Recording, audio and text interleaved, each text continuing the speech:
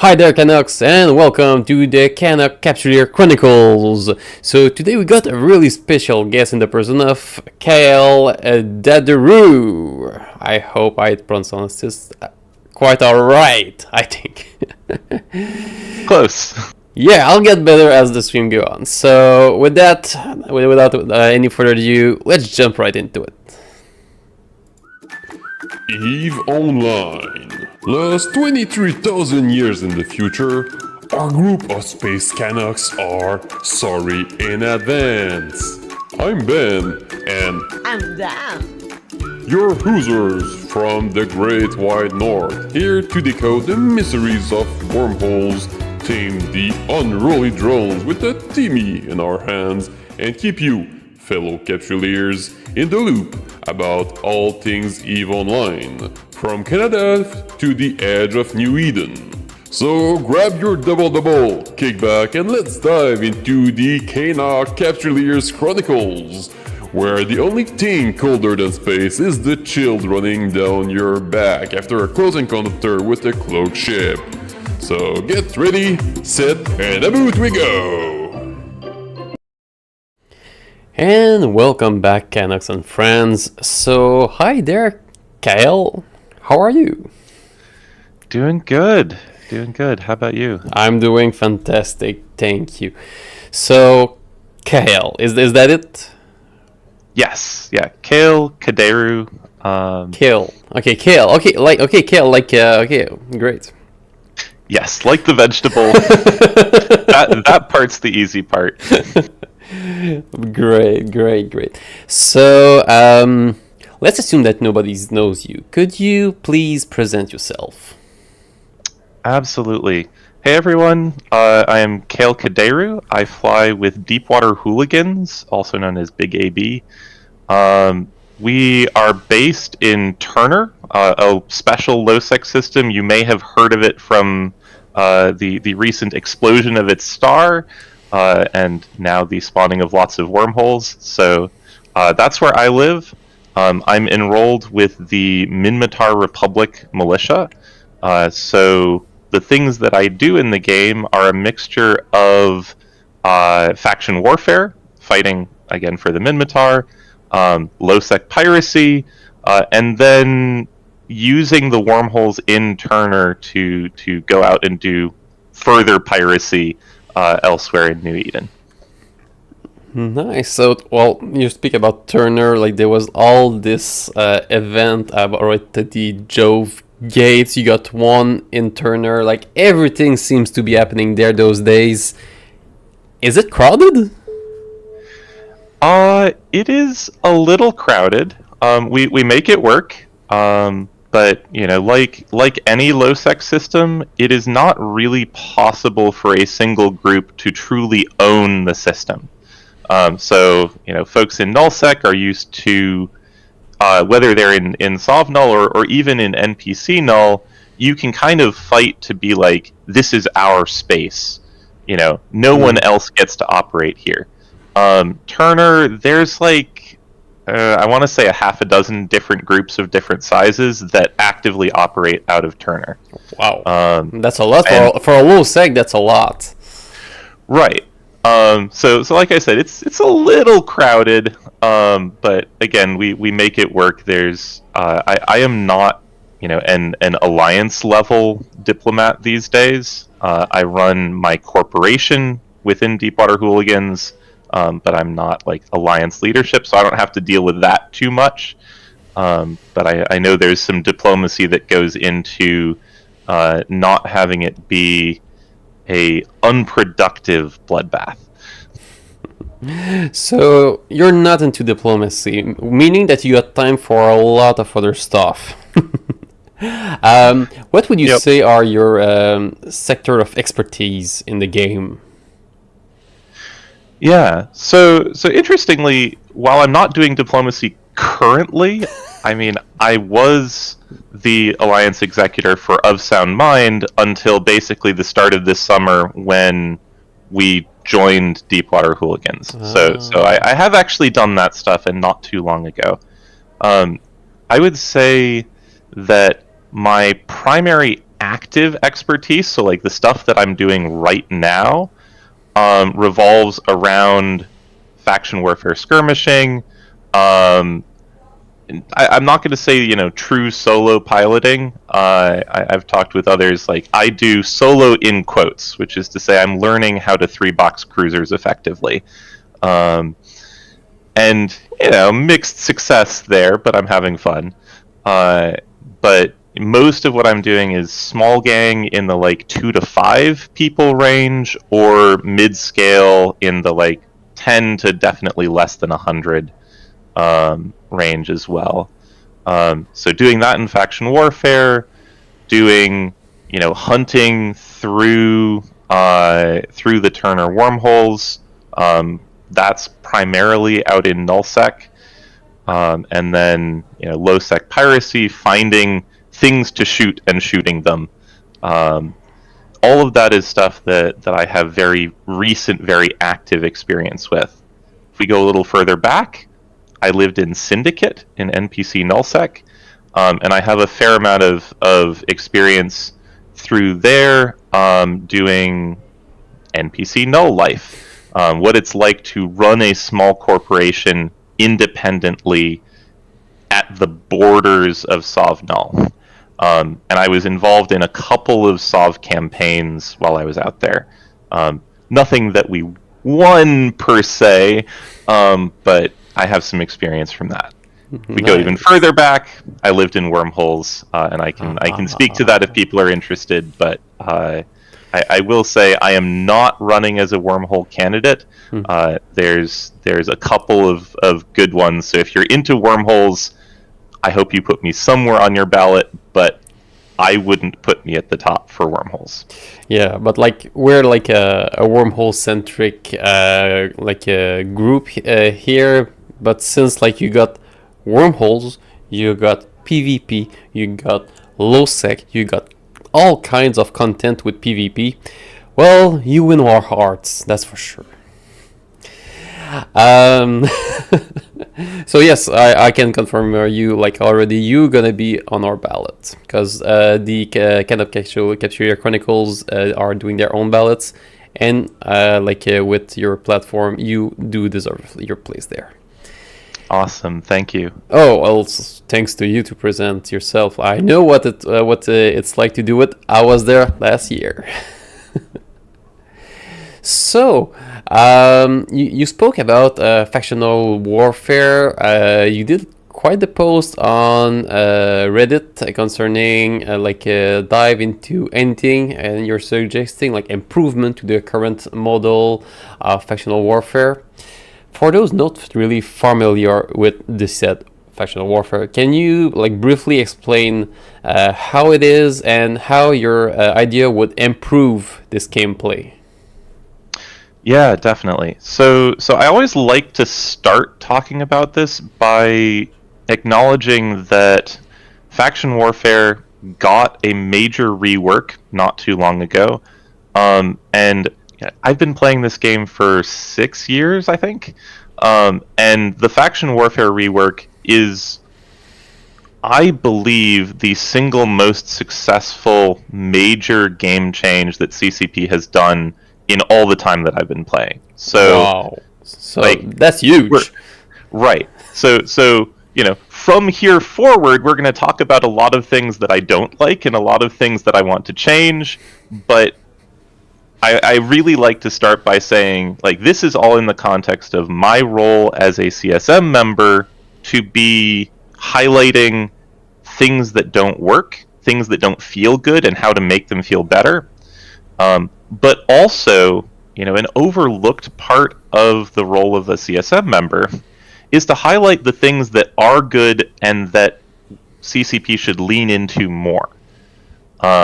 So, an example of that, before I move into the things to change, is one of the big changes that came with the rework is they rebalanced the incentives for different sizes of faction warfare plexes. So for folks unfamiliar with faction warfare, you've got a bunch of gated complexes, very simple. You warp in, there's just a little ring with an NPC in it. But each one of those plexes has restrictions on what ship's types and what ship sizes you can bring in.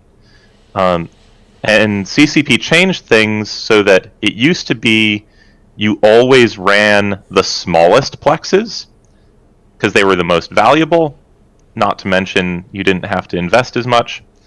And now, if you want to really impact the war zone, you have to bring ships that can go into and compete in the largest plexes you can find.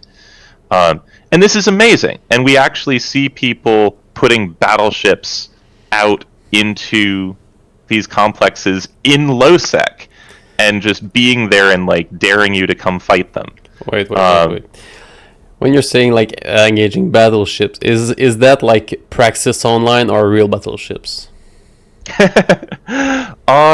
It is a variety of things. I will say that let's see. In the last couple weeks, from the chatter that I hear through just the Minmatar Militia Discord, I have heard about Marauders. I have heard about a couple of Dreadnoughts.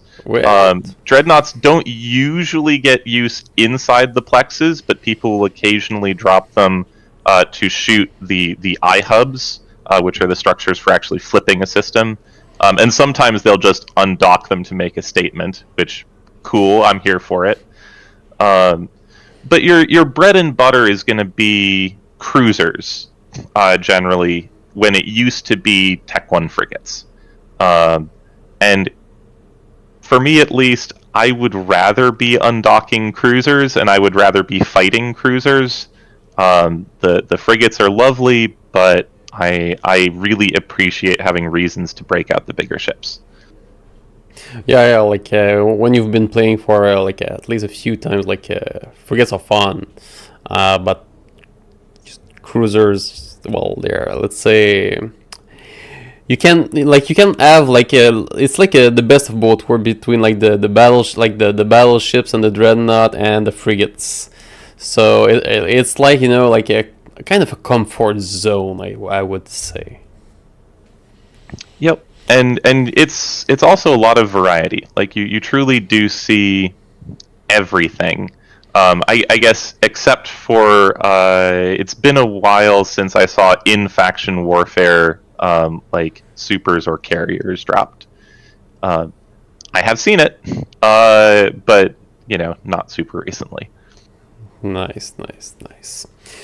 So that's actually like is there like anything else concerning like this Reddit post, like things that you think that would be a good change for the factional warfare?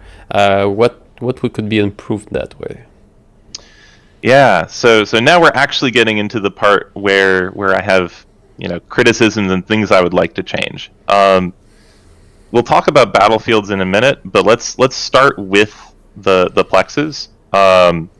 So right now you have your offensive plexes where the NPC is opposed to you, and you have your defensive plexes where the NPC is on your side, and they don't do a whole lot, but you don't have to shoot them to win the plex.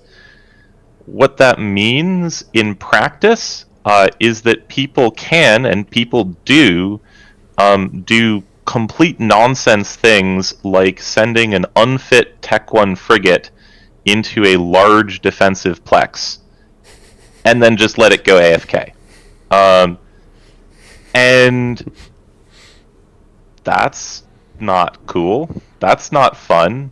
Like, I am all for making it easy for people to put ships out into plexes, because that's how they make content for the people who are more focused on the PvP part of the faction warfare.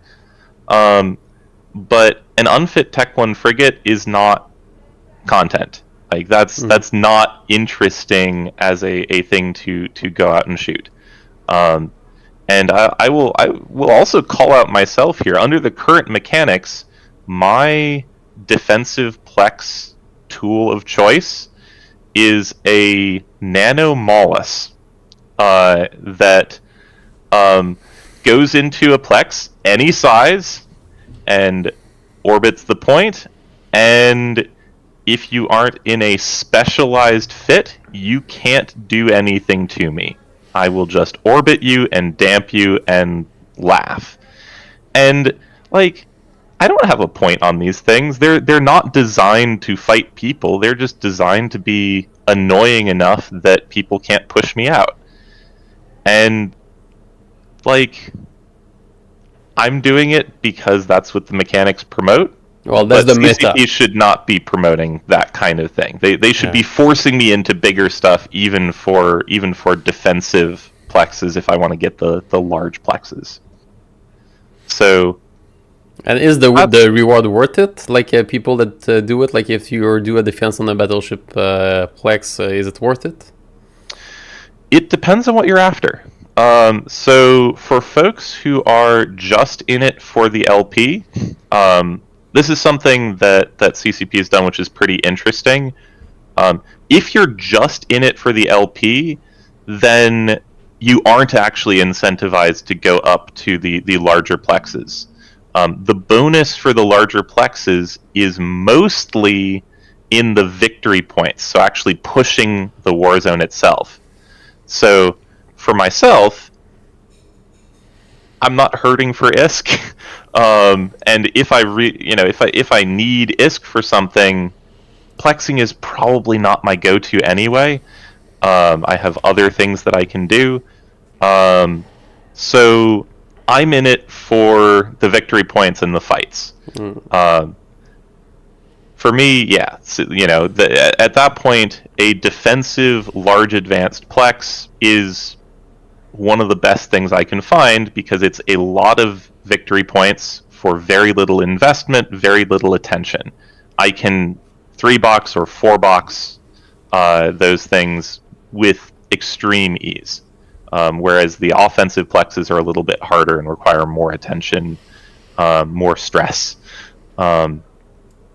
If someone's in it for the LP, the formula is basically defensive plex 75% rewards right from the start, and then further multiplied by the contest percentage. So everyone draws their bar differently where that's worth it. I will often start defensive plexing a system when it's at about 50%. Some people will start at about 80%. And some people I have run into will defensive plex all the way down to 0 because they just really care about that system, which I can respect. Fair, because like there are like a limitation when you don't own a system and you got like citadels in there. Could you speak like just a little bit, like a minute about that? Because there's consequences about citadels. Yeah, like in the war zone when like you're in the militia and it's not owned by your side. Yeah, so one of the mechanics that came in, I think technically not directly with the rework, but shortly after that, is that if a system is controlled by the opposition and it is not a frontline system, so frontlines are the ones adjacent to your friendly controlled, then you have the command ops and the rear guard. So if it's hostile controlled command ops or rear guard, then you cannot dock there and you cannot tether there. So if you look in the top left, you should be able to find Turner. It is a little bit to the left of that. It is just above the yellow. So Turner is, as of I think 2 days ago, a frontline system controlled by the Minmatar. And we can see it's at something like 25-30% contest. Is Brabata just below it, just flipped, so the Amar just captured that. It is now an Amar frontline. It was a Minmatar frontline. And if we look down the regional gate below to Kernainen, Kernainen is where I was staging a lot of my ships in. Not a ridiculous number, but I now have maybe a dozen or 2 ships that are stranded in a station in Kernainen that I can no longer dock in because it is an Amar command ops system. But Can you like contract those ships to your alts? Oh yeah, Okay. yeah. I have I have an alt that is not enrolled in the militia for precisely this reason. You know, if I want to, if I need to, I can send that alt over, start moving ships. It would be a little bit of a pain, but this is something that I would call like productive friction.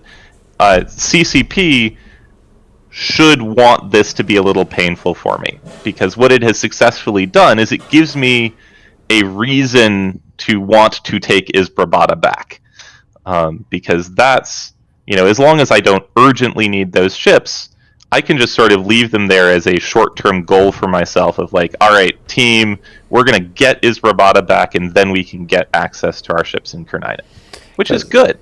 Yeah, well, when you think about that, is like you do not have the right to dock in the place. Why would you have the right to do contract and business in this place? Yeah, so it's a good question, and the short answer is that CCP wouldn't really gain a lot of extra like making it feel better by doing so. So if they said you couldn't contract out of there, what people would do, what I would do, is I would, as someone who is individually enrolled in the militia, I would drop militia for a day, move my ships, and then rejoin the militia. But won't you like lose your ranks? I have yet to meet anyone who cares about the rank in the militia. Okay. Like there's not like all those RPers that like it's like they are adamant about their ranks or those kind of things. That's a good question. I'm sure there are people who care about it, and I'm sure that there are people who care about it for RP reasons. And for them, yeah, the stuff's going to be stuck there. I don't interact with the RP community too much. Last year, I know you remember that campaign at least a little bit because you were part of it. We had Arcia Elkin, who is very active in the RP community, and so she was talking about faction warfare a lot from the RP perspective. I will admit, I have tremendous respect for the RPers. It's not me. It's all right. I am in it for the fights, and you know, I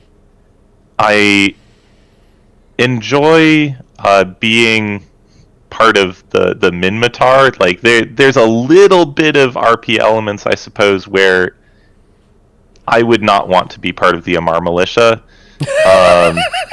but that's about where it stops for me. That's totally understandable. Yeah, well, every class have like every like empire got their weird section. Oh yeah, the Minmatar are not good guys. There's no good guys. No, absolutely not. You know, go look in the lore, people. You know, the Amar are very easy for me to hate because they're slavers. Mm-hmm. The Minmatar are kind of genocidal. So yeah, no good guys anywhere in the Empire factions, or I think anywhere else in New Eden. Yeah, we just got like a Amor Victor from Daniel in the YouTube chat. Yes. Great. So like still like a lot of like improvement that could be happening in those war zone. Is it still like the place of choice for newbies to go and learn PvP? Yeah, I think so. So I would say that for a new player, there's a couple of things that I personally recommend. And the big one is just do individual enrollment in faction warfare. You need to have your standings positive, like 0.1 is enough, but like not negative. And depending on what you've been doing, that may or may not be a little bit of a challenge. So like if you've been running a whole bunch of Caldari missions, then you probably are not going to join the Galente militia. Not easily. Not easily, but you'll be able to join the Caldari militia or the Ammar militia without any difficulty.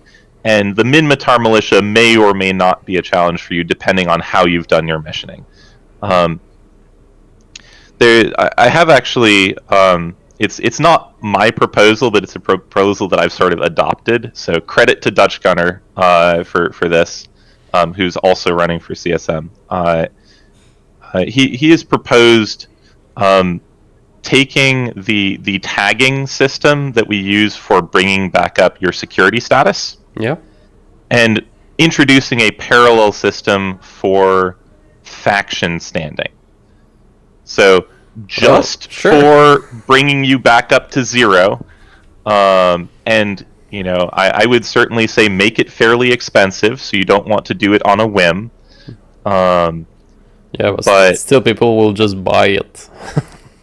Well, people will just buy it, and that's fine. Yeah, because someone somewhere is making money, so it's great. Yeah, and importantly, you only let people buy it up to 0, just like with security status tags. So, for folks who have put the sweat and blood into getting their standings up to really positive, you've still got that as an achievement that we wouldn't be really cheapening. But it makes there be a straightforward way for someone to, if they have tanked their standings, recover that. And the important part here is that it means that I can then say things like, join the militia. Yes, if you join the Minmatar militia, you're going to lose some Ammar standings, but it then becomes a thing where, I can already say that's not going to be a serious problem for you, but if you don't believe me, I can then point to the tagging system and say, no, really, it'll cost you 100 million ISK. I have some ISK. I will pay for you to tag up once. Yeah, and now the recruiting can actually be something real. Yes, exactly. That's smart. Yeah. So with the standings part aside, faction warfare is a great place for a new pilot to come learn and fly. Hop in a frigate or a destroyer. I would not probably hop directly into cruisers because you're going to be, if you're doing this solo, you're going to be shit fit and you're going to die. And that is just a cheaper thing to do with frigates. So you can get more in, and you're going to lose some ships first, and then at some point you're gonna get a kill, and it's going to feel really good. If you want sort of a faster onboarding, the thing to do is to find the open militia Discord for your faction. Every faction has at least one. The Galente, I believe, have 2. But there's a big Minmatar one, there's a big Ammar one, there's a big Caldari one.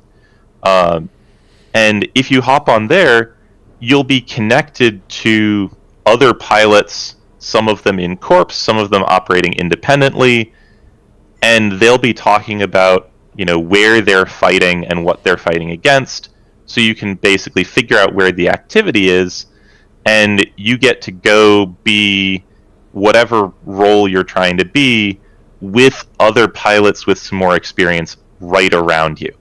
Yeah. There's also a lot of militia groups that are really keen on recruiting a newer player. So, and they give ships to player just to go and okay, go there, Like we'll give you like a brief like a fleet or like PvP 101. Like it's gonna take like 1 hour and of your time, then you're gonna be all set to go there and lose ships. Once you lose like all those 10 ships, come back, you'll get access to lesson number 2 and things like that. I know, like I've been doing that like when I first joined with the Cael Caderu militia, and quite formative. Absolutely. Shout out to Fleet FL33T, the Minmatar Fleet Alliance, who does exactly what you're describing. Oh, really? Well, it works. Yeah, totally. Yeah. And that's something that when my corporation, Nobody and Local, was an independent alliance, that's something we did too. Now that we're in Deepwater Hooligans, it doesn't make quite as much sense. Yeah. I will still very occasionally run a fleet where I will just hand out ships, and I will hand out ships to people in the Minmatar militia, but I haven't done that in a month and a half or so. Well, that's a glimpse, like in the Heath career. Moving on, in your forum post, you were speaking about the Pochven Highway. Yeah. And that it has reduced some of the content of the border region. What would actually be an elegant solution to help with that problem? Yeah, so this is unfortunately a place where I sort of have to say I've identified the problem, but I don't necessarily know what the solution ought to be. And that's actually a fine place for the CSM, because we aren't game designers. And so being an expert on what feels good and what feels not good is the important part, and being able to sort of explain that in a way that CCP and CCP developers can understand is really the key. Now, as far as the Pochven Highway, so Pochven as a space, getting into it is something you can do from pretty much anywhere. That, I think, is intentional and good. So the fact that groups all across New Eden can participate in this content is what makes Pochven alive. Except wormholes. If you're in a wormhole, all you have to do is get yourself to K-Space, which, having been a wormholer, it's not that hard. No, it's not that hard, but it's less direct. Yeah. Now, one thing that I think is really good that CCP has already done is made it so that you couldn't use a Pochven filament as a get out of the wormhole free tool, because a thing that I know I did back when I was living in wormholes and when we were doing evictions is we would go into the eviction with a set of Pochven filaments. And if things went poorly and we lost hole control and we couldn't, recover the hole control, we extracted via Pochven, which is stupidly overpowered, and I'm glad they got rid of it. Yeah, in that sense, it makes sense, yeah. Yeah, but it's kind of nice that from anywhere in K-Space you can get in. Now, the problem with this is that it means that if I am in the deepest of deep nullsec, like maybe I'm in OASA, and I want to produce something and ship it to JITA for sale. Yeah. My choices are I can, first and most reliably, I can send it on a, 7 jump freighter jump route from wherever I am in OASA up to JITA. So that's going to be expensive and take a while, and also requires staging citadels along the way, and Sino infrastructure, all that stuff. So that's option 1. Option 2, find a wormhole, go through a wormhole.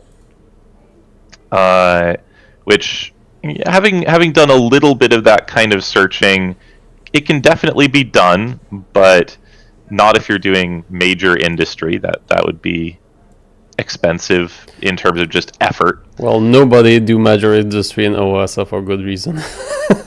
Well, right.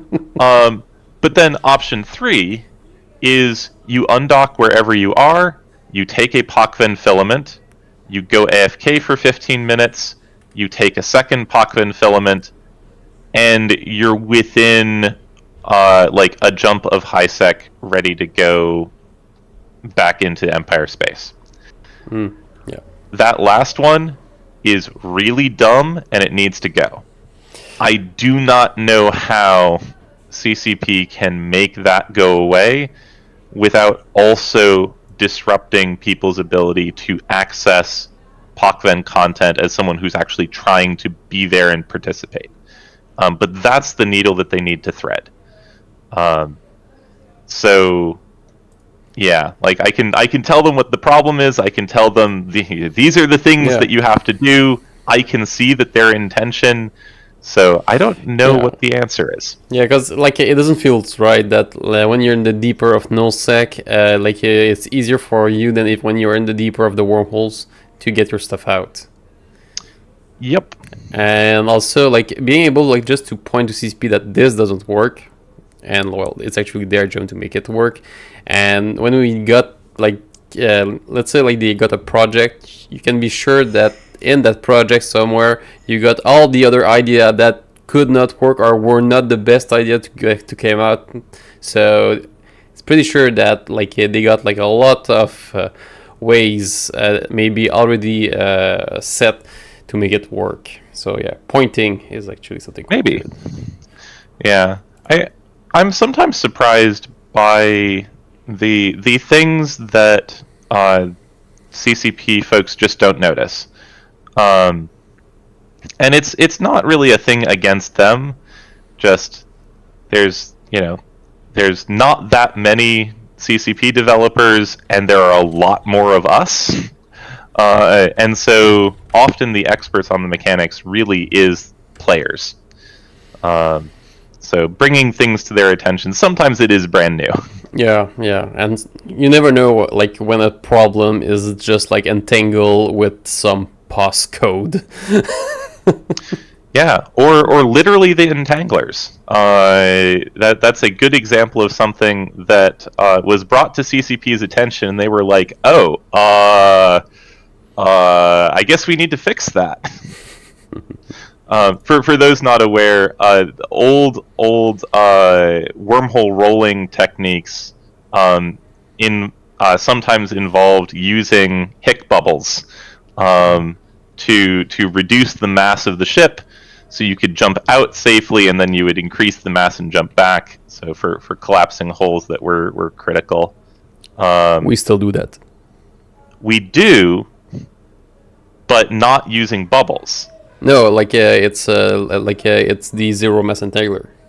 Yes. Okay. And the way that module came about was CCP was solving a totally different problem in K-space, where you had Hicks that would use the mass reduction they were called lurch Hicks. So you would sit on a gate, and then you would turn your bubbles on and like not quite teleport, but shoot yourself off in a direction to decloak someone extremely quickly, in a way that was frankly overpowered. So CCP was like, okay, we need to do something about lurch Hicks. We're going to change it so that bubbles don't reduce your mass anymore. And us living in wormholes, we're like, hey, wait a second, we need that. So then they made the zero mass point entanglers. And that was like how that module came to be, was there was some collateral damage, and then folks, I want to say through the CSM, brought it to CCP's attention and was like, you need to fix this, and in a hurry. So I don't know what we would do without those these days. They're like really useful. I mean, I can tell you what we did for the brief period of time between when they were deleted and when they came back, which was rolling porpoises. Okay. No. And I'm sure other groups had other solutions, but I guess. yeah, it was not pleasant. Yeah. Okay, so let's move on. For you, what are the two biggest things that Eve needs right now? Yeah, so I'm going to touch on two things here. One of them related to faction warfare, one of them related to nullsec. So faction warfare, we've had the big rework.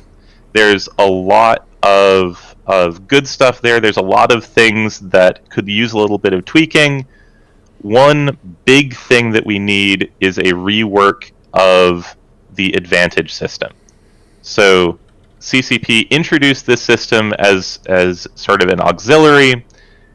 It doesn't work very well. Right now, if you get advantage, you can get essentially up to a 2x multiplier on the value of running a Plex, which is impactful, but it doesn't feel impactful and it doesn't feel good. What I would like to see there, and I do have some ideas. They're spelled out in more detail in the thread you were talking about. But I would like to see them make advantage be something where each individual thing you do to get advantage increases some advantage and then steals some of your advantage from elsewhere. So it becomes an individually impactful thing, like I'll add 5% advantage to that system that I'm working in a single go, but I can't just max out the whole war zone. So you really need to focus your attention at one place. Yeah, and then doing stuff with advantage is a way to focus that attention. Now, going along with that, the sort of pie in the sky, really big thing that I think would be cool for them to do is make it so that advantage doesn't just affect the amount of victory points that you get when you run a Plex. Mm-hmm. It also increases the chance of a wandering Plex spawning in that system as opposed to another system. So right now, a large navy, when it's cleared, it respawns in a randomly selected system of the same type. So Amar Frontline, for example. Okay. But it's just truly random. I think it is random amongst all of the ones that are not the one you ran it in. I don't think it can respawn directly there, although don't quote me on that. I'm not certain. But what I'd like to see is if both the Amar and the Minmatar are really focused on this system, have been pumping advantage there, so it's at 100%, give it 3 times rolls on the random spawn table, so that more plexes show up there. So that if we're both focused on this system, there's stuff to do in that system. Nice. And you said there was one for nullsec? Yeah. So nullsec, my interactions with it are a little bit sort of weird feeling to me, because where I'm at right now is I really enjoy the stuff I do in faction warfare, and I get really frustrated by the experience of roaming and hunting in null. So I haven't done it recently. Tell me about it. Last time it was we were roaming in null. It took us 50 something jumps to find something. Yep. Cause locals, cause all those they got all those Untold channels. So it emptied the whole region as soon as you get there. Yeah. Now, my experience with roaming in null, a lot of it has been into Brave space, into Blob space, into Shadow Ultimatum space. So sort of the northwest of nullsec. And those spaces are pretty heavily populated compared to the rest of null. maybe not compared to Delve or Fountain, but pretty much anything else. So when I'm roaming there, I do find stuff, but the stuff that I find, less so with Shadow Ultimatum because they're generally a lot of newer players, but like going into Blob Space, I jump into System, there is exactly one tetherable structure, there's 1 to 3 Ishtars, and all the Ishtars right-click and warp to the structure as soon as I hit local. That's so how can we say that without like it being that's just like a chance, I guess. Like I don't think like we could attribute that to any kind of botting. I'm not saying they're bots. Oh no, not either. Yeah, it is possible that they might be, but from what I know about Blob and Brave, I suspect that they were players, and I've had conversations of sorts with some of them that also suggest that at least those were actually players. Oh, really? Yeah. I have to say conversations of sorts, but the chatter that I've gotten is not necessarily the kinds of things that you would expect from bots. Anyway, from the perspective of someone who's roaming through the space, it actually doesn't matter to me whether they're players or bots because they're doing the same thing either way, which is, two maybe 3 actions, right-click, warp, and maybe they recall drones along the way. Yeah. So and that's boring. Yeah. That's really, really boring. So what would be the improvement? Yeah. So there's a couple of different things that are interacting to make this an unpleasant experience for the hunter specifically. I'm coming at this from the perspective of someone who does and would like to do more hunting. I do think about the experience for the router as well. The first thing that's the problem here is just the balance of the hunter versus router if I'm undetected until I jump into the system, which sometimes happens. Sometimes it's unclear, but sometimes it's really clear that like, nope, they had no eyes on me until I jumped into this system. When that happens, currently I've timed this in just a standard interceptor, so no bling, just a stiletto with the standard stuff on it. If I know in advance or I guess correctly immediately which anomaly they're at, and let's say it's maybe 5-10 AU away, it'll take me about 24, maybe 25 seconds from when I show up in local to when I am on grid. Now, 24 to 25 seconds, let's just call it 24. It's a long Ishtar, time. It has plenty of time to get off grid just by, if they're prop on orbiting, worst case scenario, they're pointing in the opposite direction from their citadel, and it's going to take 12 them 20 seconds. Yeah. Yeah, 12 for some fits, sure, 20 if they're in a slow aligning fit. So the change I'd like to see is I don't show up in local until I break gate cloak. That shaves, if I'm going top speed, that shaves 3 to 5 seconds off, which means that sometimes, if I'm exceedingly lucky, I will actually land on grid before they can get off.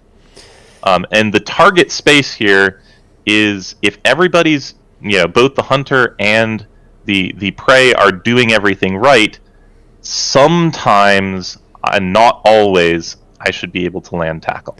So don't you think that those Roadrunner, like Acme Roadrunners, would actually won't be happy because you would get, let's say, with what you said, like three times more time to actually descan, because it's 1 minute for your cloak once you get on the other side. So you got a whole minute to descan all the anomaly, like in 14.3 AU around you. So you're pretty, like, you're sure of where you can go. Yeah. So I'm not going to say I'm like an expert interceptor pilot, but as a mediocre interceptor pilot, I can guess right immediately. Let's call it about a quarter of the time. And I know that there are people who are much better at this than I am, who are going to have a much higher hit rate. Okay. So, in a lot of spaces, it's not terribly complicated. You jump in, and you go to the Haven, and that's it. You go to the Haven, and that's it. Exactly. So giving someone time to descan doesn't necessarily make things significantly more dangerous for people who are doing expected stuff. If you are doing unexpected things, then yeah, it means that I jump in, I get to confirm, oh wait, this person's not actually at a Haven, what are they doing? And now I have, 50 more seconds to try and figure out where they are before I have to act. Nice. But given that you might have 30 anoms in a system, I don't feel bad about that. Yeah. Now, all that said, it does make it more dangerous for the ratters, so I would advocate for combining that change with the introduction of something that would increase the value of green site running. My preference is end load it, so make there be something that drops at the end of the site. Make it, I've jokingly called it green loot in the past. So similar to blue loot, an item you would have to actually go pick up and then ship off somewhere for sale. But give them something that increases the value of the ratting, and as a bonus, end load it so that they have extra incentive to actually stay in their site. That's interesting. Well, we are closing out on the hour, and we still got like 2 questions to go. So, what would be the one thing in the game that, if it changes during your time as a CSM member, you would consider your term a real success? Oh gosh, so I've been thinking about this question, and I don't know that there is a single thing that I can point to that I can say, all right, I can go home now. I've done it. Like red dot. Yeah, I think that if we got a good overhaul to the advantage system, then I would be cheering about that all year. I think that if we got delayed local, I would be cheering about that all year, assuming they did it, in a sane way. People talk about blackout. I enjoyed the experience of blackout, but it is something that I would advise against CCP doing again. You need the stick and you need the carrot. Exactly. You need the coyote and you need the roadrunner. Yeah. So I think if we could get either of those things, I would be really happy. You're going to talk to other people who will bring up Ansiblexes. If they can manage to fix Ansiblex projection in some way, that would make me very happy as well. Nice. So we're down to the last question, but not the least. Are you ready? I'm ready. Okay. So why should Canucks and friends vote for you? Yeah. So, first and to start with, you've been chatting with me for this past hour. You've heard sort of how I think about Eve, and the part I would say of my pitch that is not Canucks specific is we love this sandbox game. I love this sandbox game. I hope that you can see in my proposals, in the way I think about things, that I would be a good advocate for a healthier Eve. That's why I'm running. So that's the pitch for everybody.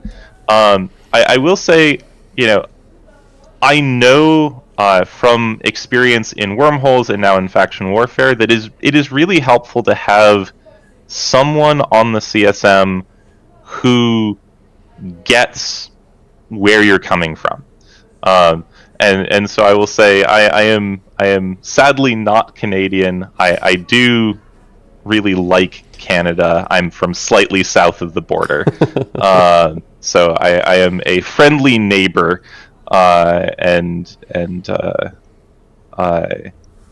Yeah, I'll just leave it there. Well, it was a pleasure to meet you and learn more about you. You'll have, I think, others interview coming up. Could you speak to about that quickly? Yeah, so later today, Eve University is having a town hall, and I will be there, and we'll be talking about whatever questions come through. I have very little idea of what to expect, but I'm excited for it. I love answering questions, and I love answering newbie questions. So I'm hopeful that the Eve University Town Hall will have some of that. Nice. And then my official CCP interview is at 19:45 Eve time tomorrow, I think.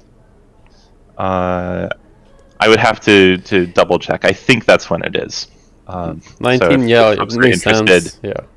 I know that whole block of tomorrow, and actually there's some today as well. So actually, could we have a scoop? If you win, will you grow and shave a mustache?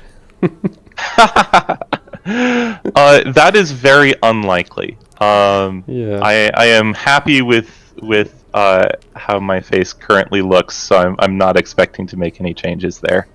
Perfect. Great. So on this Canucks and Friends, it was Ben Rush and Cael Caderu. Sorry. Caderu for the CSM 18's interview. Have a great one, and we'll get Under's interview tomorrow. So be there. And until then, au revoir.